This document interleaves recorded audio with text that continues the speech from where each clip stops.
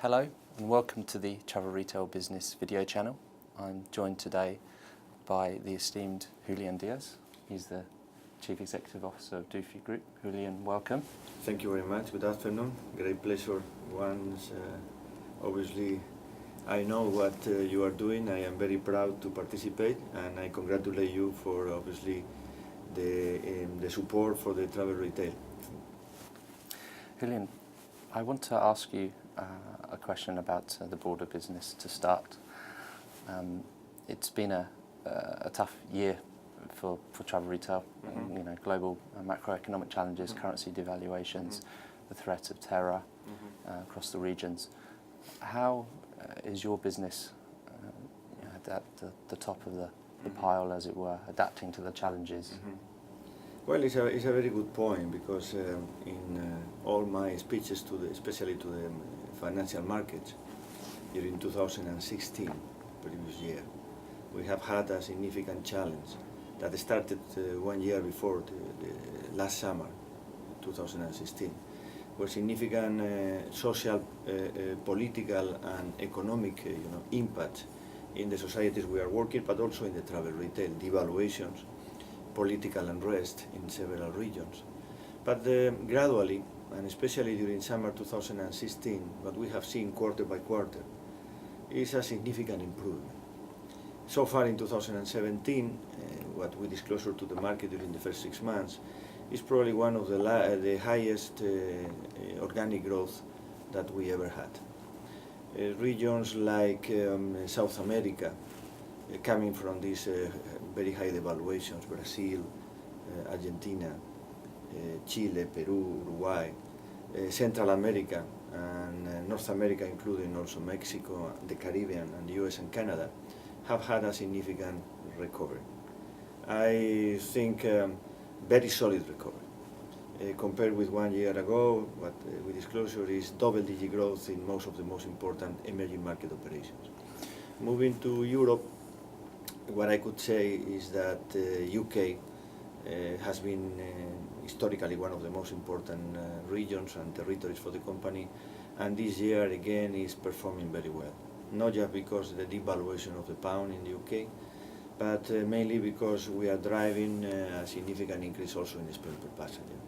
Spain performing well, south of Europe in general performing very well, and what I can say about Asia is again a significant recovery too in all the markets, especially in Middle East and Far East. And what I expect is during the second part of 2017, this good performance will be confirmed. I want to ask you about Latin America. We've seen some real strong green shoots of recovery, as you've pointed out. You must be incredibly optimistic about the revival now, particularly in Brazil. Well, first of all, I am a very good fan of Brazil as a country. And I think Brazil historically has been one of the drivers of growth in Dufry. Over the past 2 years, due to, again, social political events and as a consequence impact in the local economy, we have suffered a lot, especially during 2015 and first part of 2016. But as I said, and this is also valid for Brazil, after summer 2016, what we have seen is a significant sustainable growth. Growth that, in my view, will accelerate in 2018, knowing that the financial KPIs and the financial conditions in the country are gradually improving, from the inflation rate to the interest rate to the GDP growth. I am very optimistic about Brazil for the near future. Notwithstanding the challenges in Hong Kong, we're seeing a revival of the Asian business too. Can you give me some outline of your plans in this quarter and indeed for the next year in terms of how you're developing the business? Well, to allocate capital is always difficult, especially when you have a global company. But if you ask me which areas of the world you will allocate capital during 2018, one of the areas is Asia, and especially the area where Chinese influence may have a significant impact. I am also very prudent, because obviously you never know what could happen, but the development of the Chinese tourism in countries or surrounded countries to China, mainly in China too, in my view is going to happen, and is going to happen very fast. One notable boost has been the return of the Russian passenger in Europe. I know that we've seen multiple reports about that, but there have been some concerns that the dynamic passenger spend levels that we've seen in previous years hasn't quite picked up to the same levels. Do you view this as potentially coming back at some point? Are we going to see a real strong return from the Russian traveller? Well, this is a very interesting question because there are two aspects there. One is the financial economic aspect of the Russian economy and the impact in the situation of the ruble, and the other one is how these societies, and especially Russia, will evolve in the future. I am obviously optimistic about Russia. I know and I confirm Russians are traveling again, and the number of passengers have increased significantly in all the origins and destinations where Russians are important. Still, the spend per passenger is impacted. I think the strong devaluation of the ruble had an effect in this spend per passenger. My point is, it's going to be recovered. The answer, I hope, is going to happen, but not in the short term. It will be middle, long term. With that in mind, I wanted to turn to the anticipated introduction of arrivals duty-free and Eurasian Economic Union. Is something that's been reported. We're expecting to see it. What is your assessment of that business? Do you perceive it as a threat or an opportunity to your operations? No, not especially. I think our experience in arrival shops and obviously the possibilities to increase or improve the business in Russia through arrival shops is a very positive news. Then the legislation has a significant impact in the development. There are countries where the legislations are very restricted, and in this case it's very difficult to really drive sales. I hope that the final legislation approved and the license granted will allow the operators to drive really the sales in the proper way. We have several examples worldwide where arrival shops are completely different depending on the tax and legal regime. We have arrival shops in Switzerland, and we have arrival shops in Mexico and in Brazil. And the three specific systems are different. If you ask me what do you prefer, I say obviously I would like to drive more sales through a system similar than in Brazil. I got the impression that, as you know, the most important part of the business in Brazil today is driven by arrival shops. And in Russia, I think this could be a significant impact, positive impact in the development of travel retail in the country, but again, depends on the legislation. Yeah, well, we'll be looking closely at that and seeing how that develops in the near future. Turning to the channel-specific business in the airports, high concession fees continue to represent a challenge to the businesses as airports increasingly seek to diversify their non-aeronautical incomes. Do you see rising concession fees as something that's perpetual and it's part of the fabric of the operation that you now contend with, or do you feel that indeed the threat has become greater than ever before? Well, this is a very probably interesting question that will require a long time in terms of the conversation. Being specific and fair, I don't think that these auction processes are sustainable. And I think I am obviously one of the voices commenting on that since a long time ago. The concession business should be a sustainable business. And if the way to really expand the business is through auction processes, it's not sustainable. And I think we all need to have a reflection, internal, thought, including airports, including operators, and including suppliers, in order to really understand what could be the development of this business in the future. But there are, and in my view, this is obviously the advantage, other opportunities to run the business in the concession business. And as we have shown, the reality is that we have not been very active in terms of auction processes. Personally, I think it's a very high risk exercise that is not rewarding the effort. Where and how this is going to be modified, I am not naive. This is not going to happen tomorrow, the day after tomorrow, but still, and I believe these forums where operators and suppliers and airports could elaborate about the future are very important and relevant. We are talking here about a more significant challenge. The market is changing. And I used to say, and I think it's still valid, if we don't change with the market will change us. And it's better to drive the change than to be driven. This is very apt, and I think that it has something that has been continually brought up in conferences and during workshops. And with that in mind, I have to ask you about the current model itself and the minimum concession guarantee model. Bearing in mind the points you've just made, do you believe that there does in fact need to be a fundamental reworking of this system? Well, I think so. I think the system should be rethought, should be relooked. How this is going to happen is not easy. Again, this is not a simple thing because we all have our own incomes, our own returns, our own P&Ls. How to approach it, I think, is very important. Forums, like obviously the forums that you probably may have in mind, are very important because they are creating the environment for this negotiation. But I think, and I am not obviously sure about anything because this is a very difficult aspect of the business, that we are in the right time for understanding the changes of the market. The changes of the market are coming because external factors.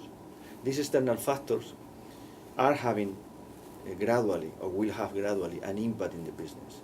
And we need to react in order to be sure that the model, the travel retail model, works in the new environment.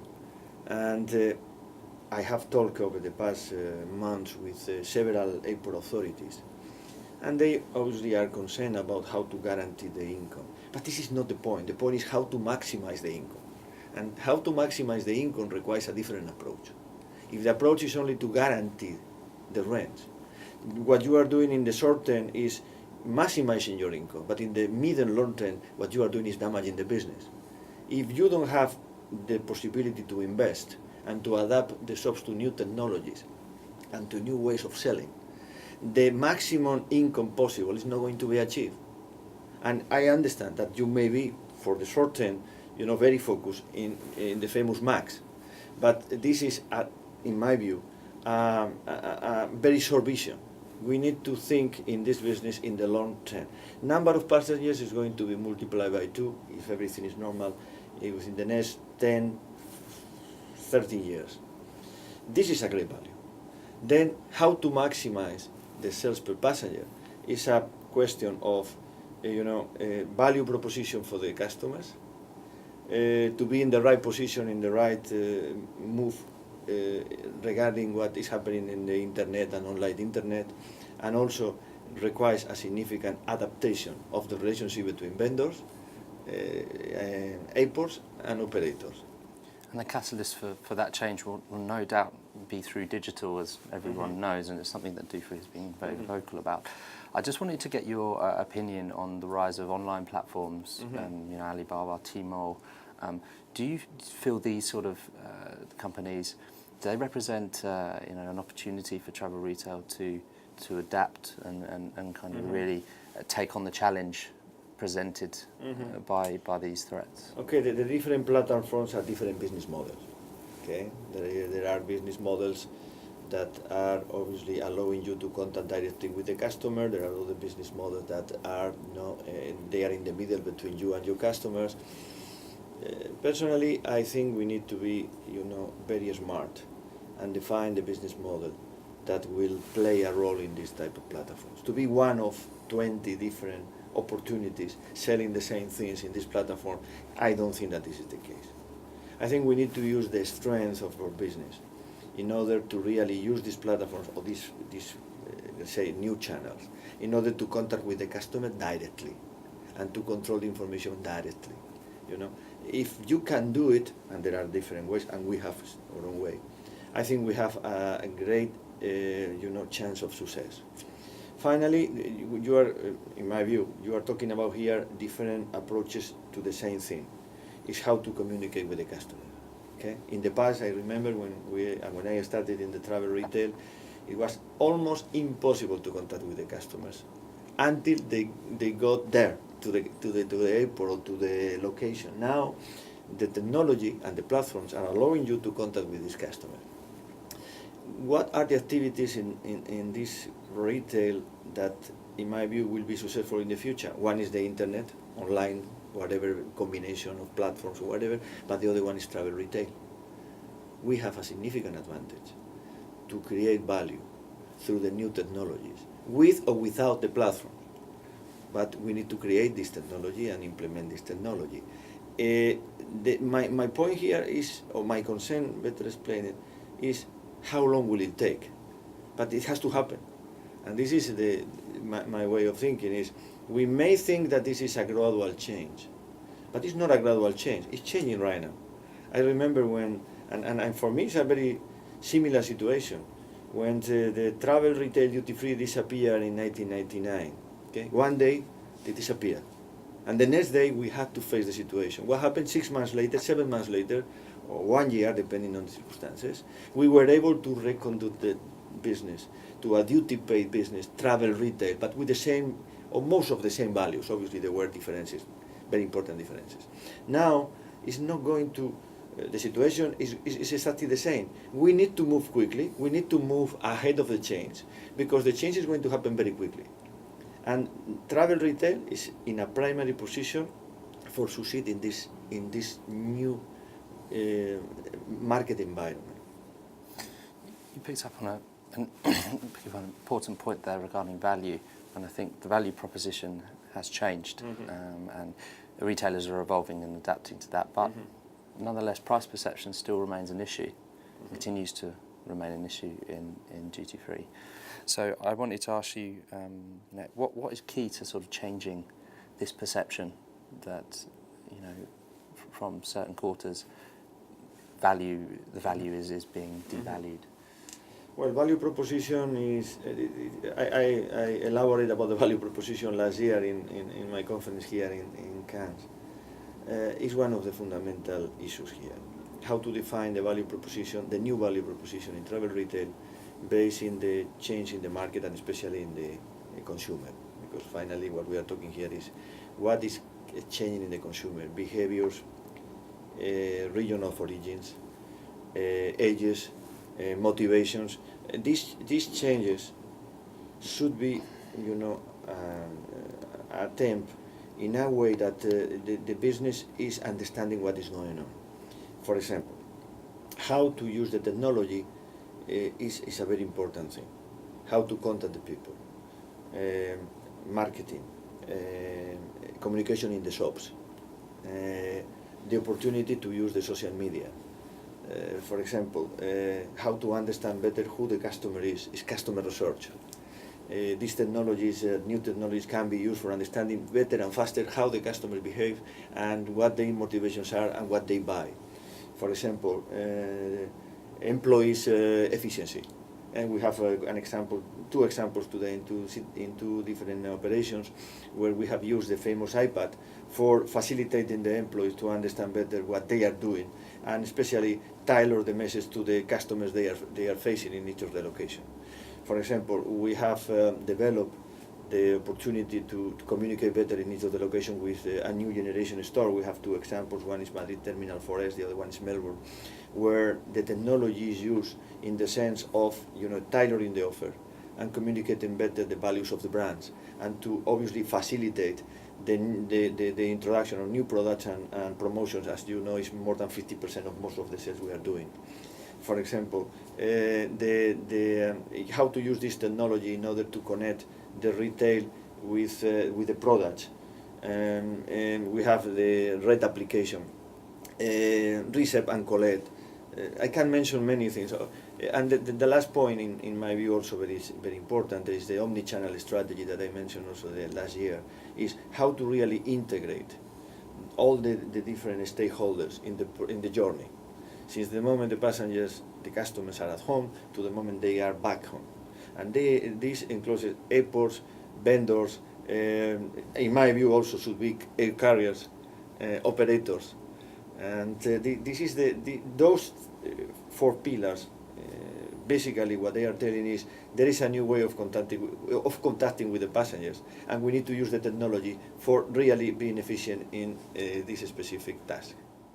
Julian, thanks for your comments in part 1 of our interview. Thank you. Thank you very much.